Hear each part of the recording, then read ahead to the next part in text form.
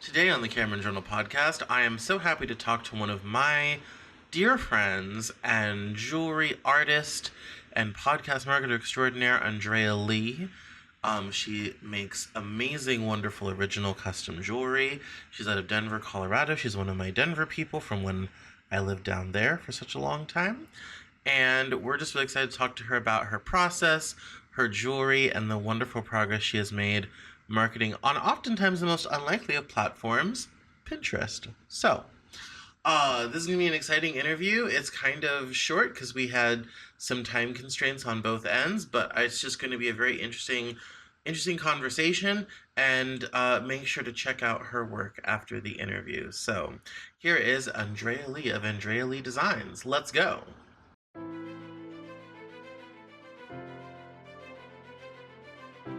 This is the Cameron Journal podcast. It's a place where we talk about important things. It's a place where we bring a little slice of the news to you.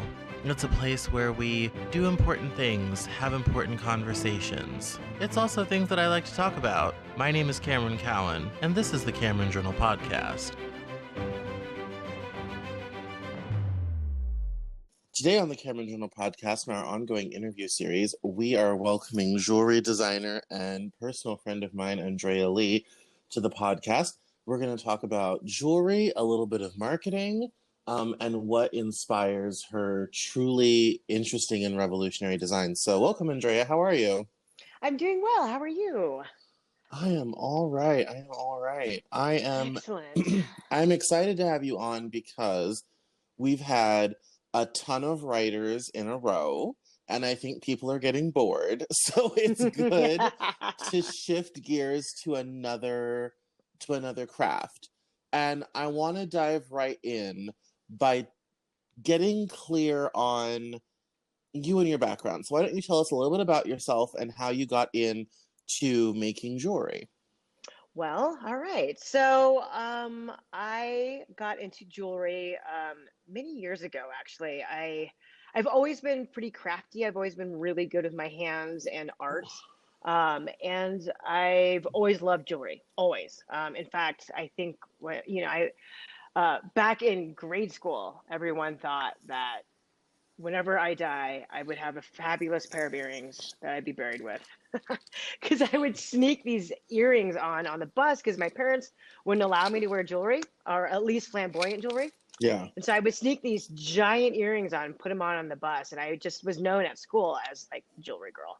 And so this has been a long time in the making. And in fact, I think a lot of things that you end up doing end up choosing you long before you actually end up choosing it. So that's kind of the background and how I got into actually making it for a living, or actually trying to figure out how to make it into a career. Was I started making jewelry for myself, just kind of looking at designs that I would see in the department store, and I would be like, hey, I could probably make that myself for a much more affordable price. And so I started to do that, and I started wearing my own work. And I was working retail at the time, and customers would just stop me in my tracks and be like, where did you get that necklace? And I would respond, well, I made it. So kind of that is what sort of launched the concept that this could be something potentially that I could make a living off of. Absolutely. So for those, because this is an audio experience, for those that don't understand, when she talks about jewelry, we're not talking about your run-of-the-mill department store sort of several $100s sort of thing. This woman will, glue two different stones together and make it seem like nature intended it that way, which I heard her at a party one time refer to as "that's the magic, and I'm not going to tell you how I did it," which I thought was very clever. And, I don't know about glue, maybe wire. Yes, wire, yes. But by glue, I mean join. Glue is like a bad word in the jewelry industry. Yes. But by glue, I mean to cause to come together, in one unit sort of thing. So people should definitely go and see the visual presentation. I've always wondered what, in terms of like the creativity, because your style is so, there's multiple textures, there's multiple lighting angles, There's multiple, it can be very angular at times. How did you develop your own voice in jewelry? Yeah, that's always, I feel, kind of the hardest hurdle for any artist, whether you're a writer, whether you're a jewelry maker, is finding your voice, right? What is the identifying characteristics of your work that people will just instantly recognize whenever they see your work? And for me, my journey to kind of identify what that voice was for me as a jewelry designer was I just wanted to create something that you just couldn't find in the marketplace, that was unusual and unique and one of a kind and not something you would see in a typical department store or anything like that, because that's what my taste was like, right? I think as a creative person, you sort of kind of, you create kind of like out of your own taste and what you are personally drawn to. And so this is definitely no exception for that. And, like I said, I was making jewelry for me, initially. So, I was trying to come up with designs that I would want to wear. And so that's kind of how I started to find my voice. And, even to this day, all of my work is one of a kind. It's not something that is a producible item. So I can't, take it to a factory in China and have them replicate like 1,000 units of these things. These are one-offs, which makes my line pretty unique, just inherently, just from that. Because every collection I release is a limited run, and once it's gone, it's gone. So if you are a lucky recipient or owner of one of my pieces, you literally are the only one in the world with that piece of jewelry. Absolutely. And that's something where there's always that struggle between uniqueness and mass production.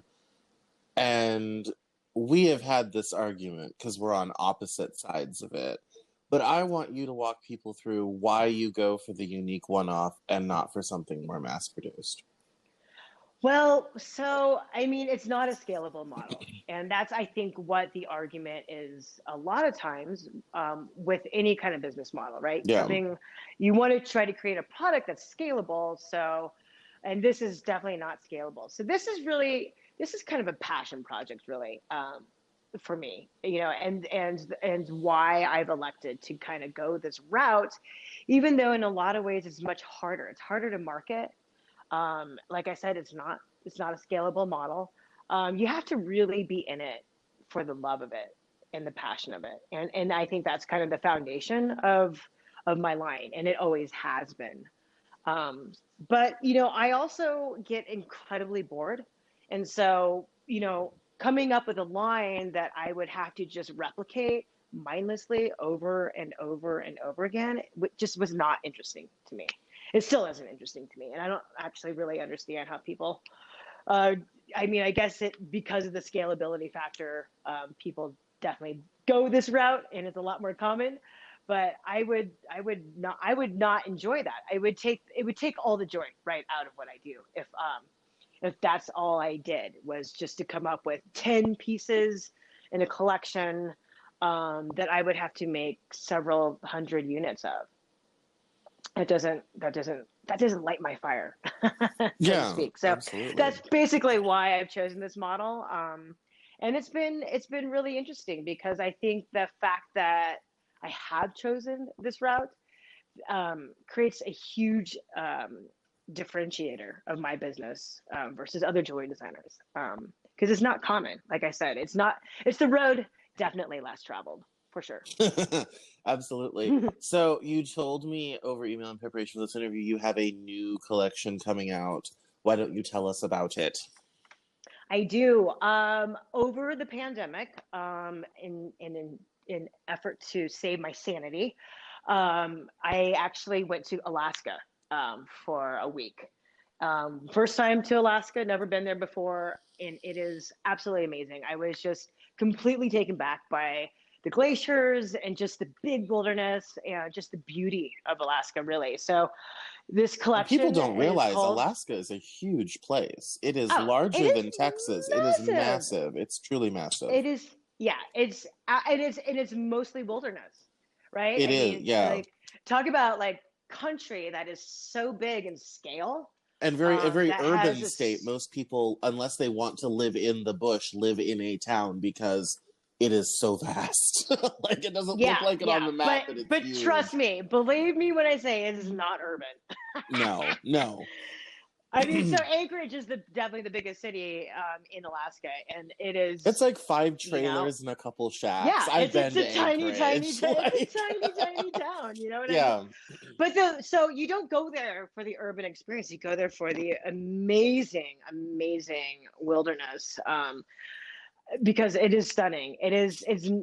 You see pictures of it, and the pictures just don't do it justice. Because once you're there in person, it's completely different. So I would, Yeah. that it struck me hugely, and um, it made it a lasting impression. And so the new collection that I am in the works of right now is called Glaciers.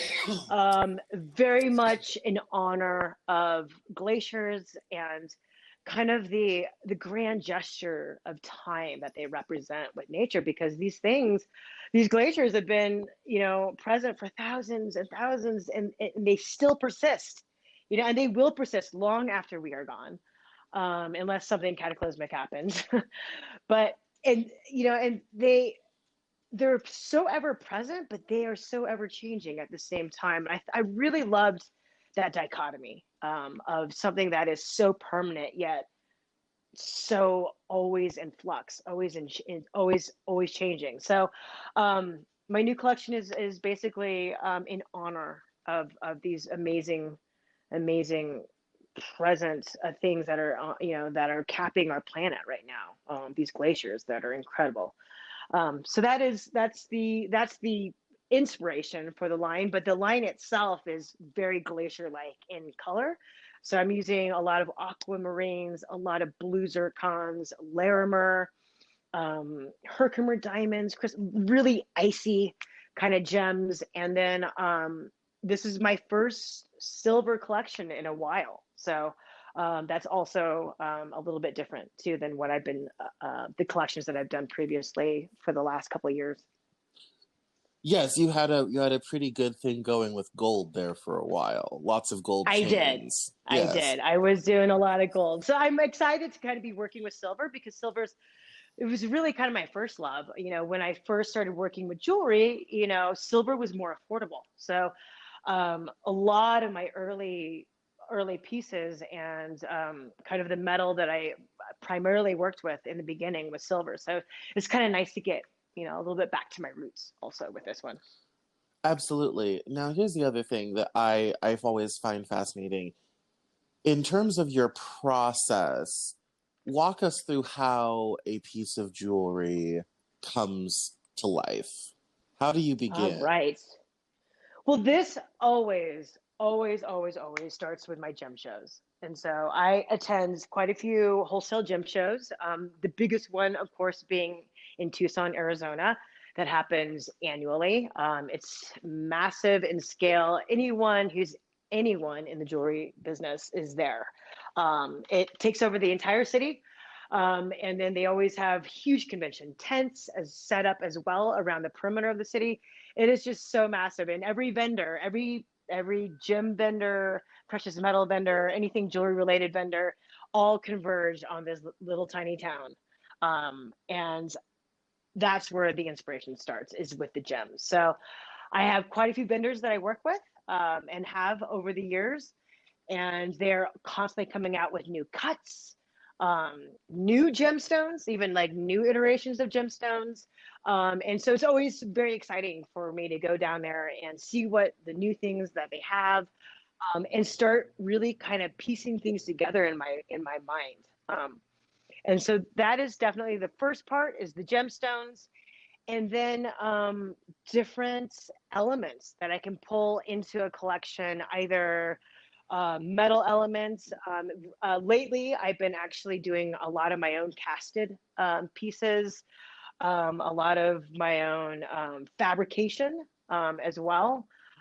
Stuff that I used to buy kind of from pre-made vendors who had a bunch of different really unique sort of metal findings. I would include into my work, but now I'm actually starting to build all that from scratch.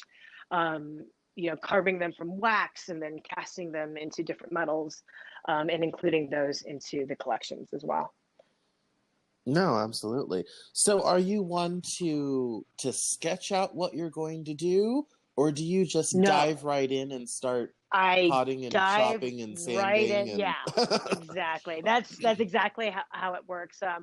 I sometimes I'll have an idea of what I think a piece could be, but I don't do any sketching. I just get into it right away, and it's interesting because not having really any kind of roadmap when you start, you start putting things together, and seeing if it works.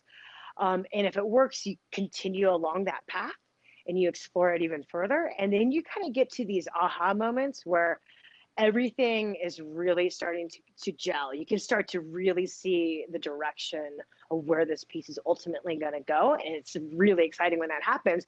And generally speaking, depending on the complexity of the piece or the size of the piece, I'll have probably maybe three or four or five, even up to a half dozen aha moments while I'm designing the piece that really dictates the next moves down.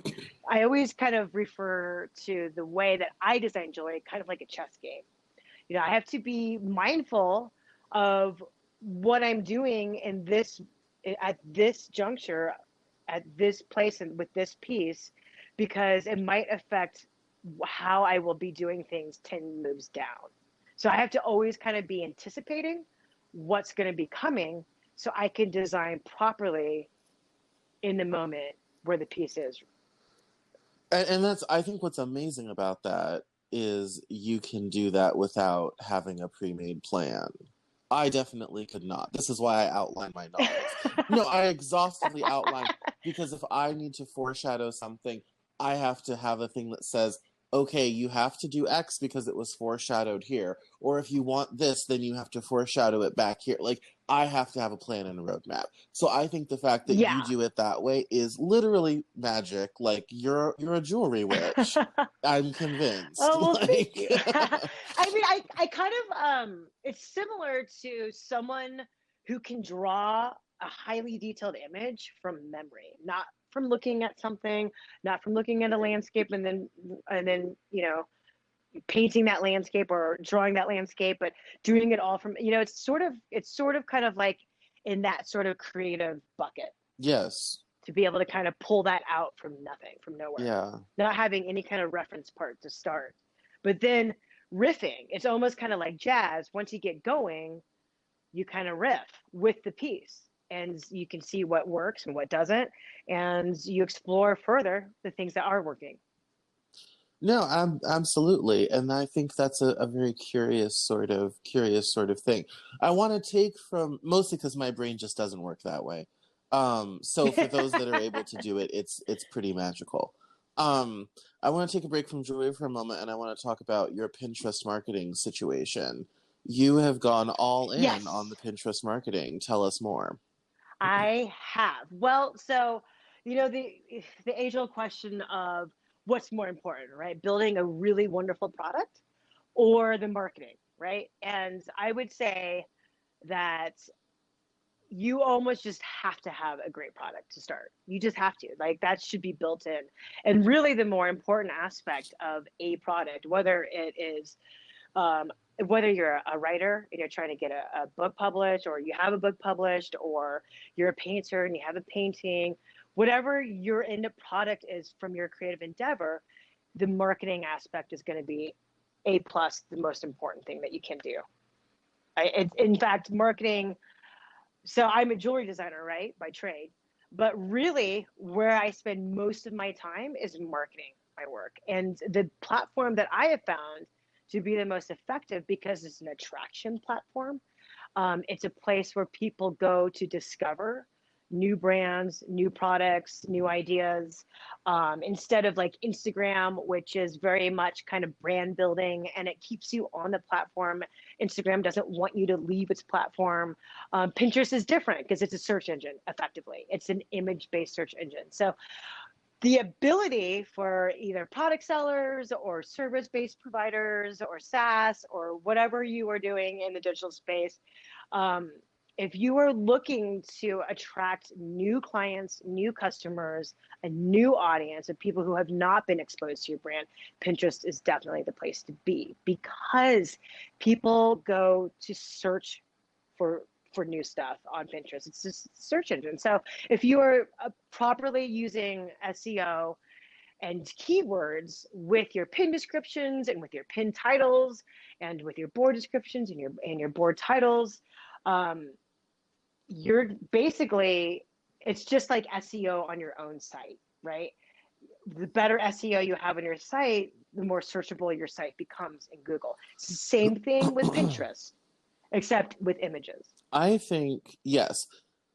What I find interesting about Pinterest, I've found the Pinterest audience is not terribly interested in the news, which is what I do.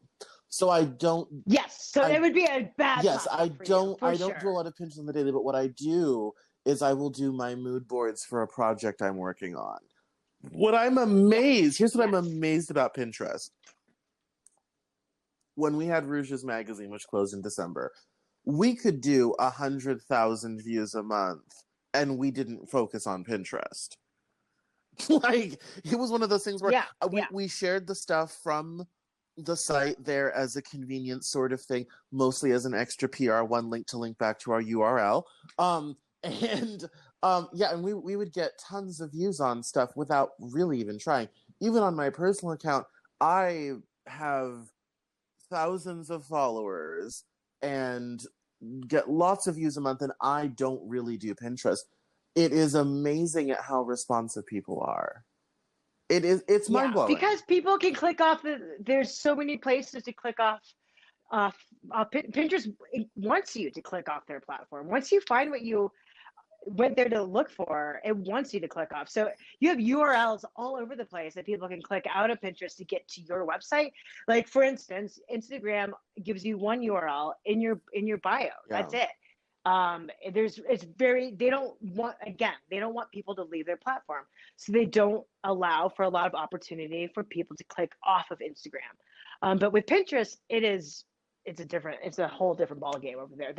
You can link your pins, you can link your text, you can link your profile, you can just link out all over the place on Pinterest, because because it's a traffic driver. Its purpose is to drive traffic to your site, literally. So, that's why I love Pinterest. That's why I got super into Pinterest. I got invited to Pinterest headquarters to be part of their creators conference, where they only invited 12 pinners from their platform to participate in.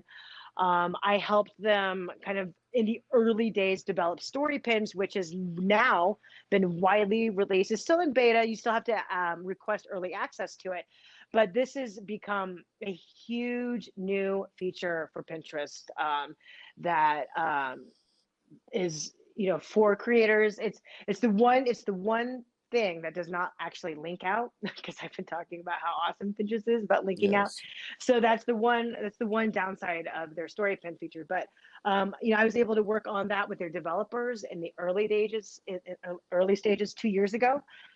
So that was been a really fun experience, actually, to kind of brainstorm with a top platform like Pinterest about this brand new feature that is is being hailed as, in fact, I just had the Pinterest, uh, their first digital conference ever. They've gone digital, of course, because of in the wake of COVID, Right. but they were just talking about, how story pins are really going to be the focus of their platform going forward right now. So, um, yeah. So anyway, Pinterest is great, and I actually started a Pinterest marketing blog for makers, because your strategy on Pinterest, if you're a small business and you're a small product seller, um, your strategy is going to be a little bit different than someone who sells, say, online courses, or who sells software as a service. Your strategy is going to be different. And so I really wanted to make it available for other makers like me to kind of cut through the noise, and to get results faster, by kind of, um, just giving them tips that are actionable, specific to the industry of small independent makers. It could be pottery, ceramics, jewelry, but small batch makers. Yeah, absolutely. Oh no, there's some visual sort of things that I'm working on that I will definitely be adding to Pinterest. But what have you in for terms of making Pinterest for the small batch makers of the country? Um, you've obviously gotten really involved. Is it as good of a platform for selling things as people say it is? Because that was like when e-commerce first really began to be a thing. Pinterest owned that. I think they still do. Yeah, And I wanted to find out if they they do. still own that. Like, is that still a thing? Yeah. Yeah, they do. So, I mean, Pinterest is partnered with Shopify, which is the biggest e-com platform in the Right. world. And they've been partnered with them for a long time. Just, I think Pinterest has always identified them as a leader in the e-com space. And they have rolled out a ton of features for product sellers, on the platform. And a lot of that was rolled out actually last year. Some of that I think was probably on deck anyway, but certainly COVID, really kickstarted, I think, the rush to add these features to the platform. So because everything went from brick and mortar to you got to have an online game. You have to have the ability for people to buy online. So, they have a ton of new shopping features. It's much easier to upload your product catalog, than it was before. Making product pins is much simpler. And in fact, if you have a Shopify store, um, it's really easy to just get all these plugins right into the back end of your Shopify site. And all of this stuff can be done for you without you even thinking about it. I have a Squarespace, so it's not quite as intuitive or easy. But yeah, it's definitely a, let's just, I mean, for just posterity's sake, it's like a ridiculous number. I think it's 87% of pinners who have seen something on Pinterest, has gone back to buy it. Like, so pinners, what basically the buying cycle of a pinner, so see something on Pinterest, they'll save it to a board and they'll come back to it later to either buy or, a lot of, Pinterest is a place for planning. So a lot of people are planning their weddings, bachelorette parties or whatever, if they see a piece of jewelry that they love, they'll pin it to a board and they'll come back to it later. No, that's incredibly that's incredibly powerful and quite impressive. How did you? Because I like kind of knew we were friends when you got into the whole Pinterest thing. I never quite figured out how did you find that? Like, how did you decide I'm going all in on Pinterest? Well, I always knew that it was something that I needed to add to my digital marketing, right? I kind of got into digital marketing heavily. Like, it wasn't just Pinterest that I kind of picked up with the digital marketing. I made a decision about 4 years ago. I need to really level up my digital marketing skills because this is the future of commerce online. I saw the trend and I rolled with it. And that's when I fired up, like 6 years ago is actually when I fired up my Squarespace, online store. But it was about 4 years when I decided that I really needed to get into digital marketing. So, just digital marketing in general, I was kind of attacking all of the topics that surround digital marketing, and Pinterest was obviously something that was like an obvious fit for my Right. niche, right? So, I started exploring it. I think at that point in time, I had hired, a Pinterest expert at the time to kind of go through my account and audit it and tell me like, hey, this is what you need to be doing. You need to switch to a business account instead of a personal account. You need to be doing these types of boards.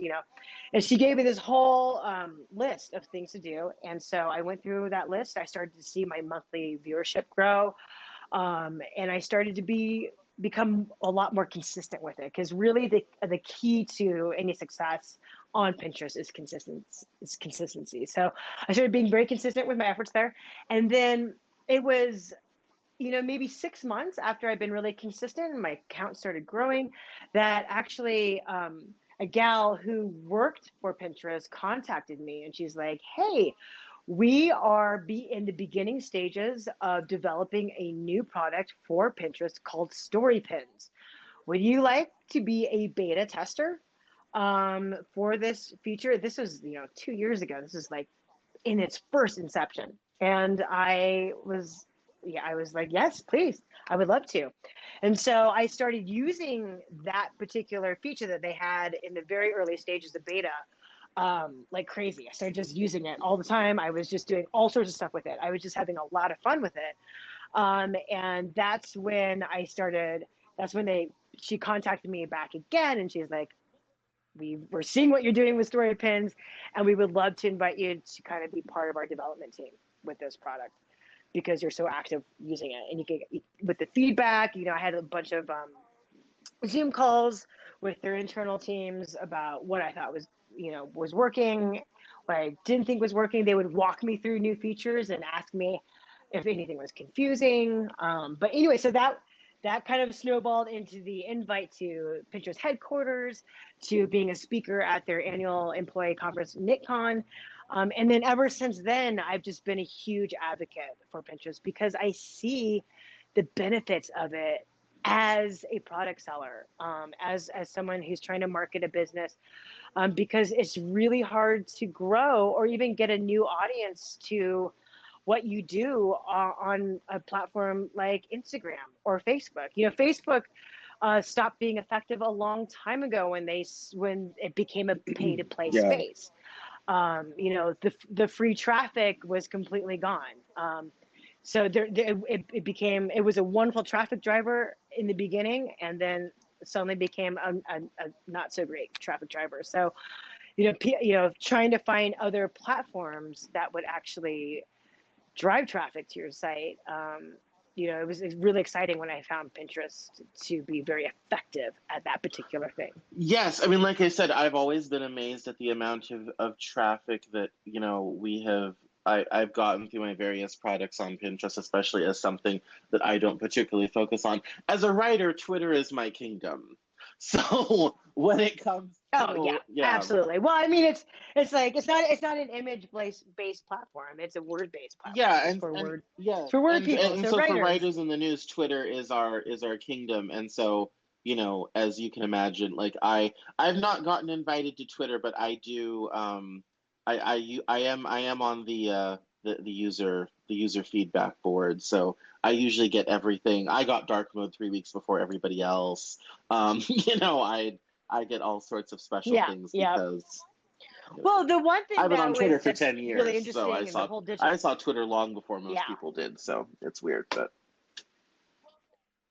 Well, getting into the digital marketing world and really kind of understanding how all these different platforms work is, they're not created equal for no. all niches. First of all, even Pinterest is not a great place for content No, like it's yours. not. I No, would no, not it's not a recommend mover for. Pinterest It's for never you been a mover at for me. all. It's fun. I enjoy it Yeah. as a person. I have a business account because when I did e-commerce, I really did Pinterest sort of thing. And that was kind of a mover. But otherwise, no, for the news, people on Pinterest do not want to read the news on Pinterest. So I don't deliver it to No, in them because fact, they don't want yeah. it.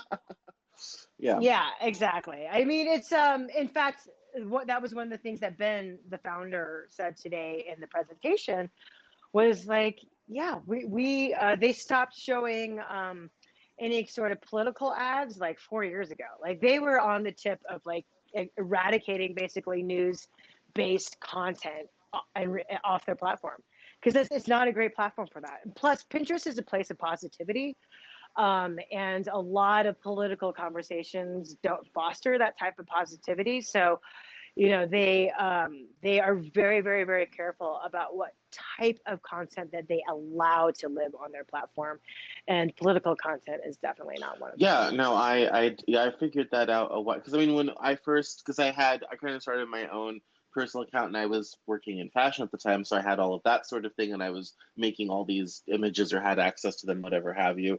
And so I was doing that, and then when I kind of went more into news commentary, I already had kind of this following and I wanted to bring it with me. And I figured out pretty early on people on Pinterest do not want to read the news there. So back to Twitter I went. Yeah. um, Yeah, yeah. So it's definitely not. I mean, and also, just like YouTube has its own purpose. Instagram, like I said, has its own purpose. Wonderful for branding, wonderful for connecting to people who are yeah. already in your funnel, who are already aware of your brand. To have that kind of connection point, to maintain that connection between them buying from you again, right?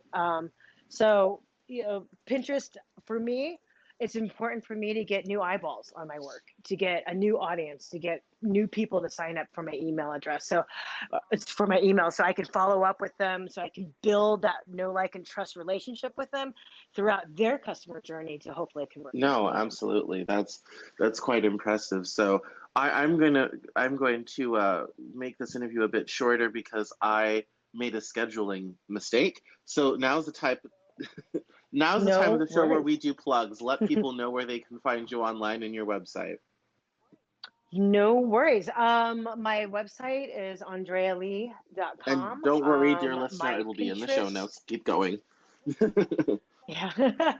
My Pinterest, Instagram are all Andrea Lee Designs. I actually am on Twitter, but you'll see that I'm probably not as active as Yes, you are, for the same reasons you're not as active as right. I am on Pinterest.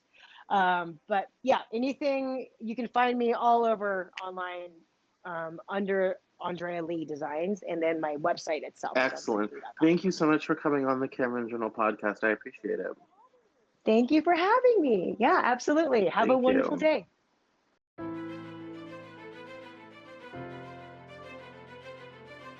That's all for this episode of the Cameron Journal podcast. Thank you so much for listening. Visit us online at CameronJournal.com. We're on Facebook, Twitter, and Instagram, and I love to talk to my followers and listeners, so please feel free to get us on social media at Cameron Cowan on Twitter, and we'll see you next time on the Cameron Journal podcast.